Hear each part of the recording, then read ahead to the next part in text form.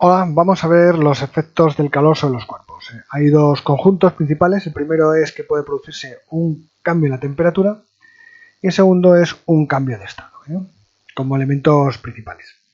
En cuanto al cambio de temperatura es muy importante porque muchas de las propiedades que tienen los cuerpos están ligadas a la temperatura a la que se encuentre. Es decir, la densidad, por ejemplo.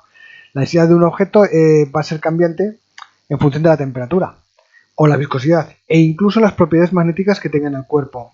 Entonces hay objetos que van a cambiar radicalmente sus propiedades magnéticas a partir de una temperatura u otra.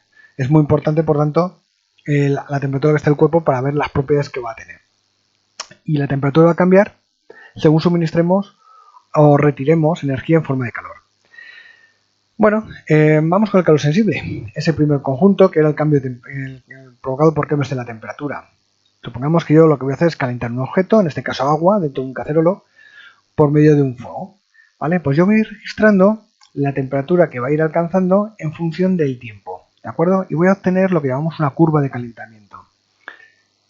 Bueno, teóricamente la curva en este caso, si no hay cambios de estado, sería una recta con una determinada pendiente de forma constante. ¿Qué quiere decir esto? Bueno, pues que en un momento que empiece a calentar, siempre que yo no aumente la potencia calorífica o la reduzca, que le estamos dando al agua, pues va a ir subiendo de una manera uniforme, proporcional, continuamente la temperatura. Sin embargo, no es así. En la parte experimental, en la realidad, lo que observamos es que se produce una curva y se produce un ascenso menos pronunciado en la parte más alta de temperatura, con una diferencia respecto al valor teórico esperado. Y eso es porque no todo el calor que nosotros suministramos va a ser adquirido por el cuerpo para provocar un cambio de la temperatura, un aumento.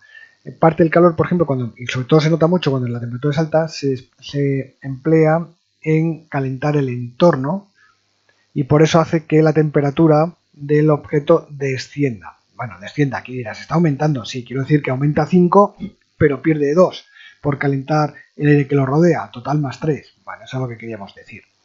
Bueno, finalmente vamos a ver cómo se relaciona matemáticamente el calor suministrado o retirado con los cambios de temperatura que va a haber. Bueno, algo que es de lógica, no es lo mismo calentar un barreño de agua que calentar un vasito de agua. Para producir el mismo aumento de temperatura, pues tendremos que suministrar mucho más calor a la mayor cantidad de agua que a la menor cantidad. Es decir, la cantidad de materia va a intervenir decisivamente en la relación del calor con la temperatura. A más masa, vamos a necesitar más calor para provocar el mismo aumento de temperatura.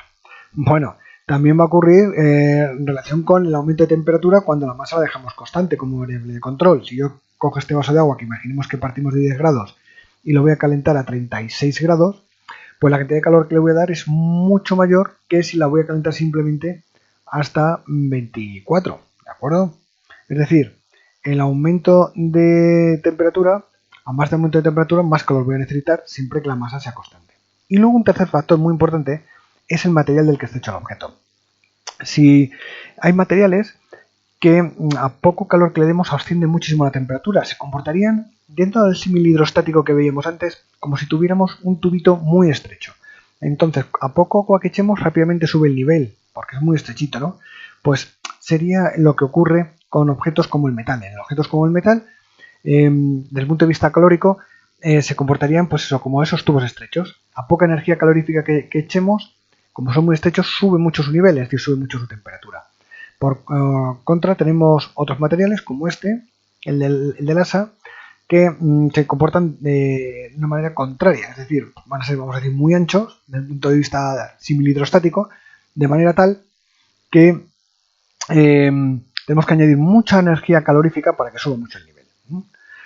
Esto se expresa con el llamado calor específico, que es una propiedad característica de cada cuerpo. Los cuerpos que tienen un calor específico muy alto necesitan mucha energía calorífica para que ascienda su temperatura, mientras los que tienen un calor específico muy pequeñito, a poco calor que les demos va a subir su temperatura bastante. Es decir, aquí en este caso el metal tendría un calor específico bajo y el mango plástico tendría un calor específico, el asa de la sartén, alto.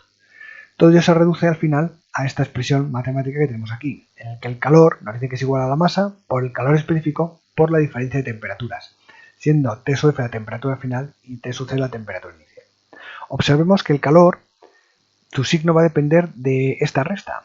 Si la temperatura final es mayor que la temperatura inicial, hemos calentado, el calor será positivo. Claro, al sistema le estamos dando energía, pues son ganancias positivas.